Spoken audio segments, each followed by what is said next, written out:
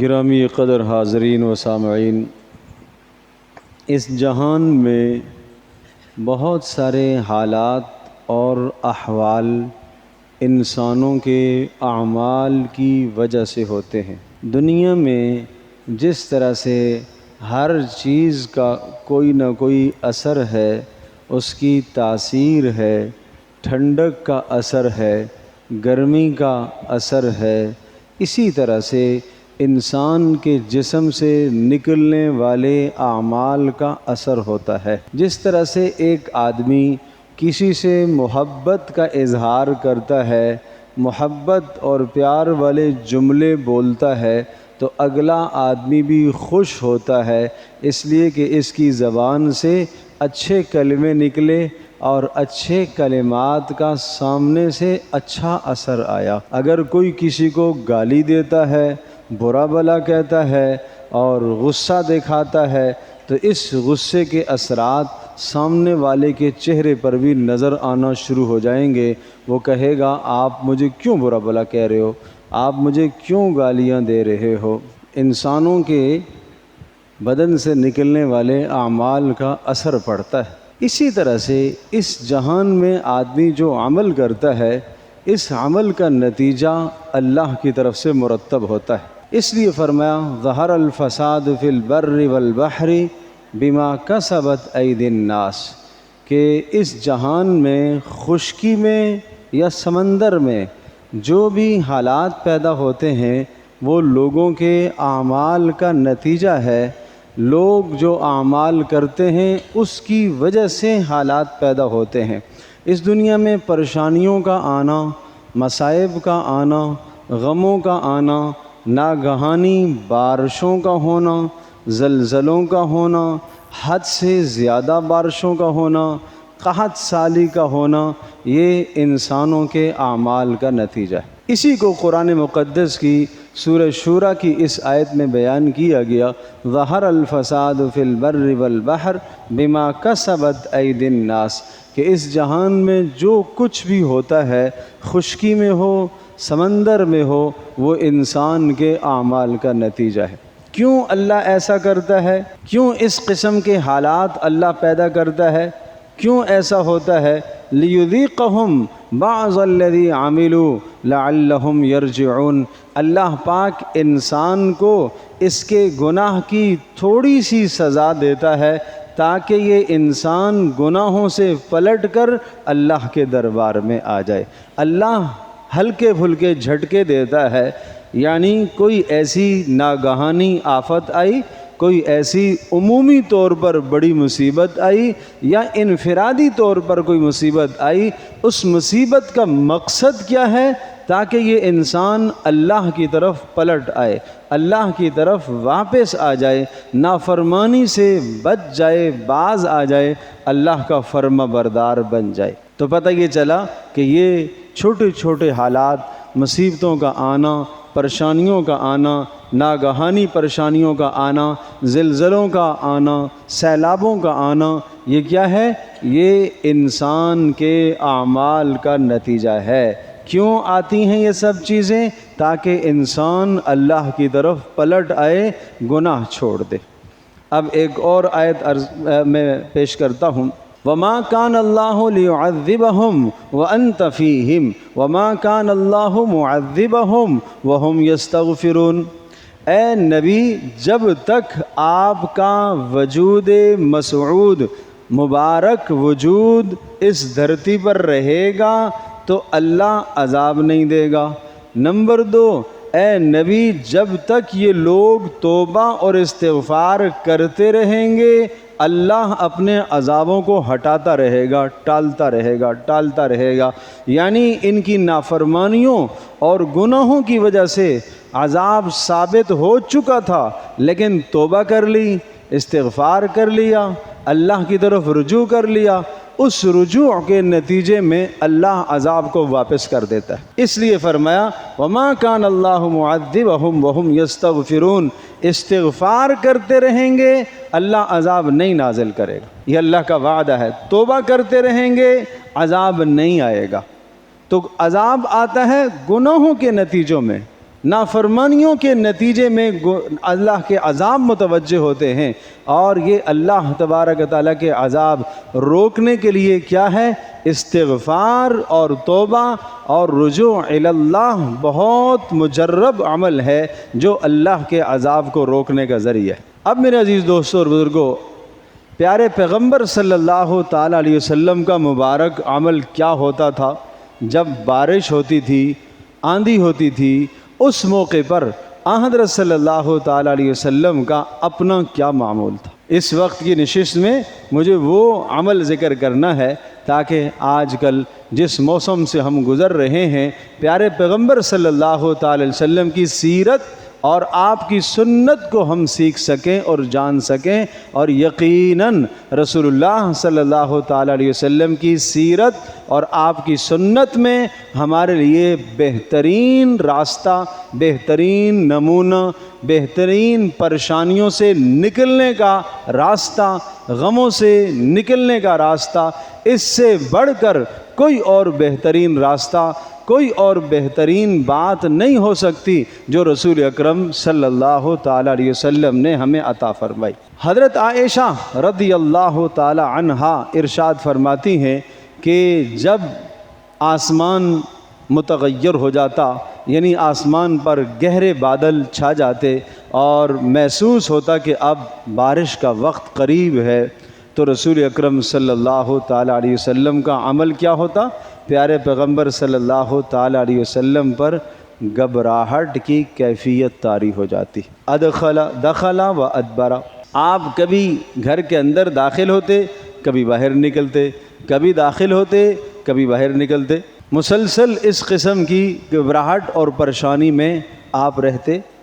اور فرمایا کہ جب بارش عافیت کے ساتھ ہو جاتی تو رسول اللہ صلی اللہ تعالیٰ علیہ وسلم کا چہرہ انور کھل اٹھتا تھا، اور آپ علیہ الصلوۃ والسلام کے چہرہ انور پر ایک خوشی کی لہر دوڑ پڑتی تھی، محسوس ہوتا تھا کہ رسول اللہ صلی اللہ علیہ وسلم خوش ہو گئے۔ تو حضرت عائشہ رضی اللہ تعالیٰ عنہا ارشاد فرماتی ہیں کہ میں نے پوچھا اللہ کے رسول، آپ کی یہ کیفیت اس وقت کیوں ہوتی ہے؟ کہا عائشہ دیکھو، یہ جو بارش کا موسم ہوتا ہے اور جو بادل ہمیں نظر آ رہا ہے، یہ دو طرح کا ہوتا ہے، یا تو باعث رحمت ہوتا ہے اور یا باعث عذاب ہوتا ہے۔ مجھے ڈر لگ رہا ہوتا ہے کہ یہ بادل ہمارے لیے باعث عذاب نہ بن جائے اور یہ قوم عاد کے بادل کی طرح نہ ہو جائے۔ فَلَمَّا رَأَوْهُ عَارِضًا مُسْتَقْبِلَ أَوْدِيَتِهِمْ قَالُوا هَذَا عَارِضٌ مُمْطِرُنَا بَلْ هُوَ مَا اسْتَعْجَلْتُمْ بِهِ رِيحٌ فِيهَا عَذَابٌ أَلِيمٌ۔ سورۃ الاحقاف میں یہ مضمون ذکر ہے کہ جب قوم عاد کے لوگوں نے بادل کو اپنی وادیوں کی طرف آتے ہوئے، بستیوں کی طرف آتے ہوئے دیکھا اور آسمان کا رنگ بدلتے دیکھا، بارش کا موسم دیکھا، خوش ہو گئے، کہنے لگے ھذا عارض ممطرنا، یہ رہا بادل، بس برسے گا اور ہماری کھیتیاں سیراب ہوں گی اور سرسبز و شاداب ہو جائیں گی اور ہماری ضروریات پوری ہوگی۔ ھذا عارض ممطرنا، یہ آیا بادل، بس برسے گا اور ہماری ضرورت پوری ہوگی۔ حضرت ہود علیہ السلام جو ان کے پیغمبر تھے، انہوں نے ارشاد فرمایا بل ہوا ما استعجلتم بہ، نہیں، یہ بارش نہیں ہے، یہ وہ عذاب ہے جو تمہارے گناہوں کے نتیجے میں آ رہا ہے۔ ریح فیہا عذاب علیم، اور دیکھنے میں تو تمہیں بادل نظر آ رہا ہے، لیکن اس بادل کے اندر تیز اور تند آندھی ہے، اور یہ آندھی کے اندر اللہ کا دردناک عذاب چھپا ہوا ہے۔ تدمر کل شیء بامر ربھا فاصبحوا لا یری الا مساکنہم۔ کیا ارشاد فرمایا؟ جب وہ آندھی آئی اور عذاب کی شکل اور عذاب کا نمونہ اس قوم عاد پر آیا، تو اس آندھی نے زمین سے ہر چیز کو اکھیڑ دیا۔ تدمر کل شیء بامر ربھا، درخت بھی اکھڑ گئے، محلات اور مکان بھی اکھڑ گئے۔ فاصبحوا لا یری الا مساکنہم، سب کے سب ختم ہو گئے۔ اللہ پاک نے اس تیز اور تند ہوا کو سخرها علیہم 7 لیال و 8 ایام حسوما فتر القوم فیہا سرعا، 7 راتیں 8 دن مسلسل اس ہوا کو قوم عاد پر اللہ نے مسلط کیا، اور اس قوم عاد کو اس ہوا نے تباہ و برباد کر دیا۔ سب کے سب زمین سے اٹھے فضاؤں میں، اور فضاؤں میں پھر آپس میں ٹکرائے، انسان، جانور، درخت آپس میں ٹکرا رہے ہیں۔ قرآن کہتا ہے فَهَلْ تَرَى لَهُم مِّن بَاقِيَةٍ، بڑے بڑے قداور تھے، جیسا کہ کھجور کے لمبے لمبے تنے ہوتے ہیں، کأنہم اعجاز نخل خاویہ، کھجور کے تنوں کی طرح، لیکن کوئی بھی اب ان میں باقی نہ رہا۔ اللہ کے عذاب کے سامنے کوئی بھی نہ ٹھہر سکا۔ پیارے پیغمبر صلی اللہ علیہ وسلم کو یہ قوم عاد کا منظر یاد آتا تھا، اس لیے آپ ہوا کے وقت جب ہوائیں چلتی تھی تو آپ علیہ السلام اس لیے پریشان ہو جاتے، اور جب بارش مکمل ہو جاتی اور عافیت کے ساتھ بارش ہوتی تو آپ علیہ السلام پھر خوش ہو جاتے۔ تو حضرت عائشہ رضی اللہ تعالیٰ عنہ کے پوچھنے پر آپ نے یہ حوالہ نقل فرمایا۔ تو ہمیں اس سے کیا پتہ چلا کہ جب بھی بارش کا موسم ہونے لگے، ہوائیں اور آندھیاں چلنے لگیں، تو جیسا رسول اللہ صلی اللہ تعالیٰ علیہ وسلم اللہ کی طرف رجوع کرتے تھے، اسی طرح سے ہمیں بھی اللہ کی طرف رجوع کرنا چاہیے۔ جیسا پیارے پیغمبر صلی اللہ علیہ وسلم بتا رہے کہ یہ کہیں ہوا اور یہ آندھی عذاب کا ذریعہ نہ بن جائے، اسی طرح سے ہمیں بھی ڈرنا چاہیے کہ یہ ہوا اور یہ آندھی کہیں عذاب کا ذریعہ نہ بن جائے۔ دوسری ایک روایت میں آتا ہے کہ جب آندھی چلنا شروع ہوتی تو رسول اکرم صلی اللہ تعالیٰ علیہ وسلم کیا کرتے؟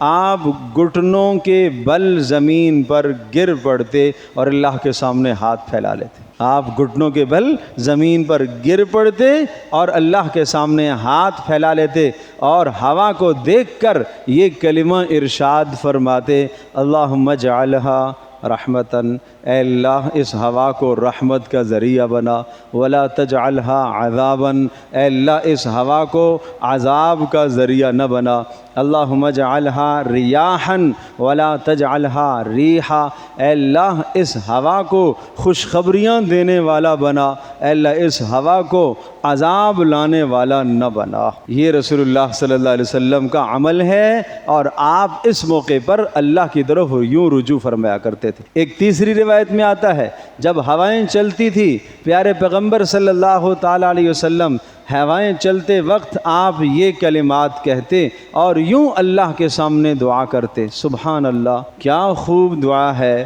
کیا خوب کلمہ ہے پیارے پیغمبر صلی اللہ تعالیٰ علیہ وسلم کا بتلایا ہوا۔ اللہ کرے ہمیں یاد ہو جائے۔ اللہ کے بندو پڑھو یہ کلمات، رسول اللہ صلی اللہ علیہ وسلم کی بتلائی ہوئی دعاؤں کو یاد رکھو۔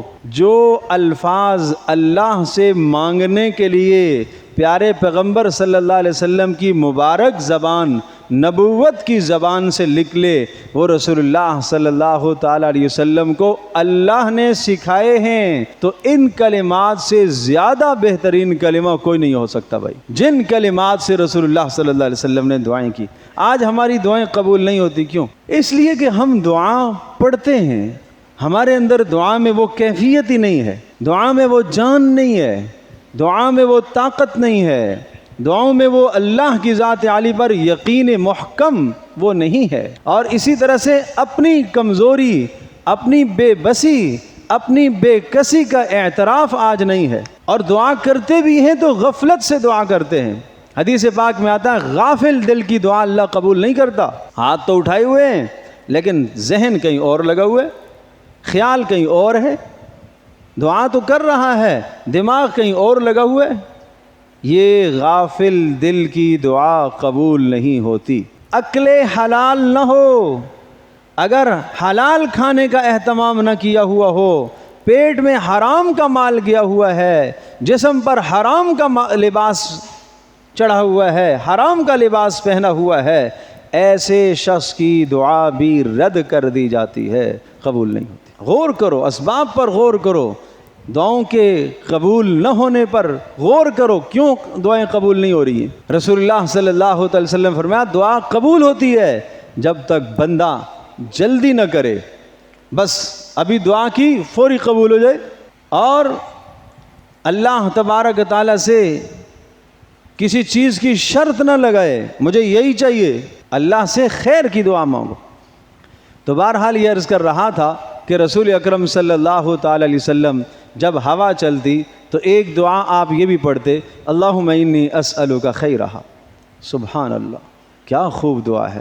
اے اللہ اس ہوا کی خیر کا آپ سے سوال کرتا ہوں، وخیر ما فیہا، اور اے اللہ اس ہوا کے اندر جتنی بھی خیریں پوشیدہ ہیں وہ ساری خیریں ہمیں عطا فرما۔ اللہم انی اسألک خیرہا، اے اللہ اس ہوا کی خیر عطا فرما، وخیر ما فیہا، اے اللہ اس ہوا کے اندر جو خیر پوشیدہ ہے وہ بھی مجھے عطا فرما، وخیر ما ارسلت بہ، اے اللہ جن جن چیزوں کے ساتھ اور جن اچھائیوں کے ساتھ یہ ہوا تو نے بھیجی ہے، جو ارادوں کے ساتھ اور انسانوں کو فائدہ، حیوانوں کو فائدہ، نفع پہنچانے کے لیے، خیروں کو پہنچانے کے لیے یہ ہوا جو تو نے بھیجی ہے، اے اللہ وہ سارے کے سارے نفع ہمیں عطا فرما۔ وَأَعُوذُ بِكَ مِن شَرِّهَا، اے اللہ اس ہوا کے شر سے میں پناہ چاہتا ہوں، وَشَرِّ مَا فِيهَا، اے اللہ اس ہوا کے اندر جو شر پوشیدہ ہے اس سے بھی میں پناہ چاہتا ہوں، وَشَرِّ مَا أُرْسِلَتْ بِهِ، اے اللہ جن شرور اور برائیوں اور عذابوں کے ساتھ یہ ہوا اگر بھیجی گئی ہے تو ان تمام شرور اور برائیوں اور عذابوں سے بھی میں پناہ چاہتا ہوں۔ یہ رسول اللہ صلی اللہ علیہ وسلم کی خوبصورت دعا ہے۔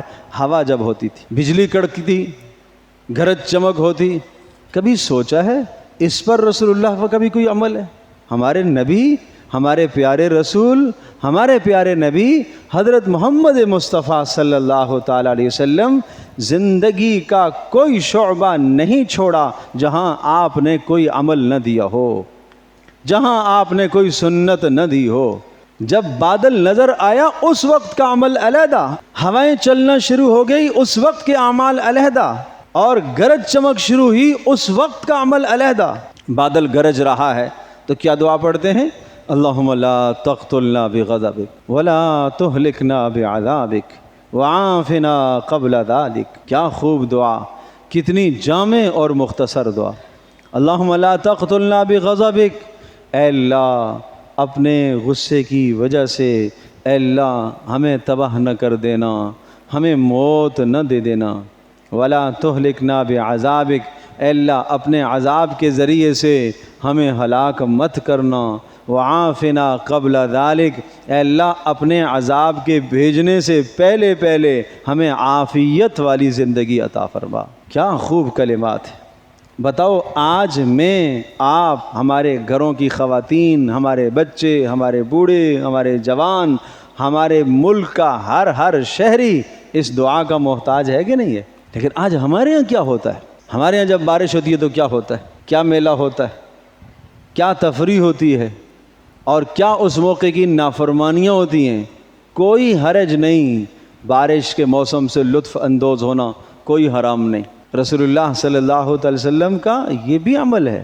بارش کے قطرات اور بارش آپ کے اوپر پڑ رہی ہے، آپ خوش ہو رہے ہیں۔ کیوں خوش ہو رہے ہیں؟ فرما رہے ہیں کہ یہ میرے رب کے قریب سے آئی ہے۔ محبت دیکھو اپنے اللہ کے ساتھ، اس بارش کے قطرے سے محبت کیوں؟ یہ میرے رب کے قریب سے آئی ہے، یہ اللہ کے پاس سے آئی ہے۔ تو میں عرض یہ کر رہا ہوں کہ مجھے یہ بتائیے کہ اس موقع پر کون سی بات ایسی ہے جو رسول اللہ نے نہ بتائی؟ تو گرج چمک تو یہ دعا پڑھ دے، پھر جب بارش شروع ہو جاتی تو پھر یہ دعا پڑھتے، اللہم صیبا نافعا، اللہم صیبا نافعا۔ اب زبان پر یہ کلمات شروع ہو جاتے، برسنا شروع تو ہو گئی، اللہم صیبا نافعا، اے اللہ اس کو فائدہ مند بنا، اے اللہ اس کو فائدہ مند بنا۔ اللہ اکبر۔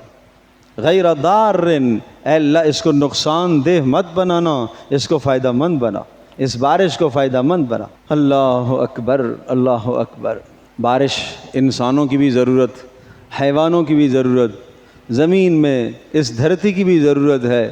اور بعض روایات میں یوں آتا ہے کہ اگر یہ میرے بندے میرے فرما بردار بن جائیں تو رات ہی رات میں ایسے بارش برساؤں کہ صبح جب یہ بیدار ہوں تو سب پانی جا چکا ہو، زمین سیراب ہو چکی ہو، ان کی ضرورت پوری ہو چکی ہو، ان کو راستے میں کسی قسم کی کوئی تنگی اور تکلیف بھی نہ ہو۔ یہ سب کس لیے کیا اللہ نے؟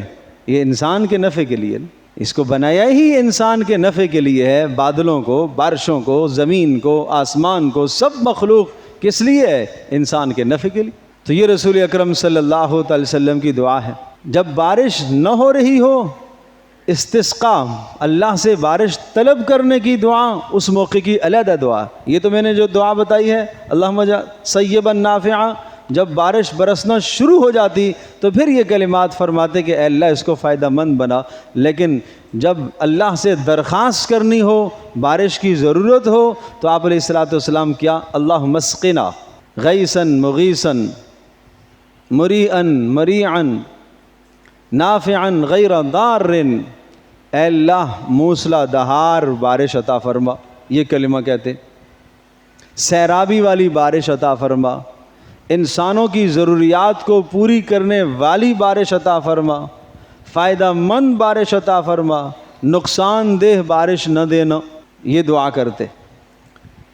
ایک مرتبہ رسول اکرم صلی اللہ تعالیٰ علیہ وسلم خطبہ ارشاد فرما رہے، ایک شخص آئے اور نے کہا اللہ کے رسول ہلکت الاموال، مویشی مر گئے، بارش نہیں ہوئی، اور بارش کے نہ ہونے کی وجہ سے زمین سے غلے نہیں اگ رہے، لہٰذا آپ دعا فرمائیے کہ بارش ہو جائے۔ رسول اکرم صلی اللہ تعالیٰ علیہ وسلم نے یہی کلمات ممبر پر بیٹھے بیٹھے آپ نے یہی کلمات ارشاد فرمائے، اے اللہ ہمیں موسلا دہار بارش عطا فرما، فائدہ مند بارش عطا فرما، سیرابی والی بارش عطا فرما۔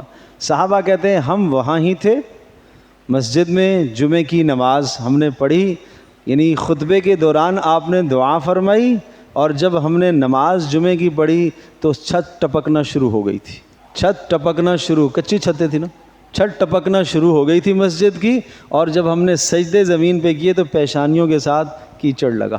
یہ اللہ کے رسول صلی اللہ تعالیٰ علیہ وسلم کا اللہ سے تعلق ہے، اللہ سے محبت۔ اللہ بھی اپنے پیارے کی بات کی کیسی لاج رکھتا ہے۔ فرمایا کہ بارش ہوتی رہی ہوتی رہی ہوتی رہی، ایک ہفتہ ہو گیا، اگلا جمعہ پھر آیا تو پھر رسول اکرم صلی اللہ علیہ وسلم خطبہ ارشاد فرما رہے، پھر وہی آدمی یا کوئی اور آدمی، اس نے آ کے کہا اللہ کے رسول ہلکت الاموال، بارش اتنی زیادہ ہو گئی کہ چوپائے مرنے لگے، ڈوبنے لگے، بستیاں تباہ ہو رہی ہیں، سیلاب کی کیفیت ہو گئی ہے، آپ اللہ سے دعا کریں کہ اللہ بارش روک دے۔ میرے عزیز دوستوں اور بزرگوں، بارش کس کے اختیار میں؟ اللہ کے اختیار۔ مالک اللہ ہے، خالق اللہ ہے، اللہ ہی، اللہ الذی یرسل الریاح، اللہ ہی وہ ذات ہے جو ہواؤں کو چلاتا ہے اور ان ہواؤں کے ذریعے سے بادلوں کو ہنکاتا ہے اور پھر بادلوں کو ایک جگہ جمع کرتا ہے۔ فَتَرَ الْوَدْقَ يَخْرُجُ مِنْ خِلَالِ، اور پھر تو دیکھتا ہے کہ اس بادل سے کس طرح سے بارش برستی ہے، یہ اللہ ہی کا نظام ہے۔ تو جس خالق و مالک کا نظام ہے اس ذات کی طرف ہم کیوں نہ متوجہ ہوں، ہم کیوں تبصرے کرتے ہیں دنیا کے؟ میرے عزیز دوستو اور بزرگوں، یہ ہمارا کام نہیں ہے۔ رسول اللہ صلی اللہ علیہ وسلم کا عمل کیا ہے، اس عمل کی طرف ہم متوجہ ہو نا۔ اگر ایک چیز ہماری ضرورت پوری ہو گئی ہے اور وہ بارش ہمارے لیے فائدہ مند نہیں اب بن رہی ہے، نقصان دہ ہو رہی ہے، تو کیا امت مسلمہ کو اس وقت رسول اللہ صلی اللہ علیہ وسلم کا بتلایا ہوا عمل نہیں کرنا چاہیے؟ لیکن آج ہمیں فضولیات سے، لغویات سے فرصت ہو تو کوئی کرے نا۔ امام غزالی رحمۃ اللہ علیہ کا ایک بڑا عجیب جملہ ہے، غور کر لو، سن لو اس کو اور اپنا احتساب کر لو۔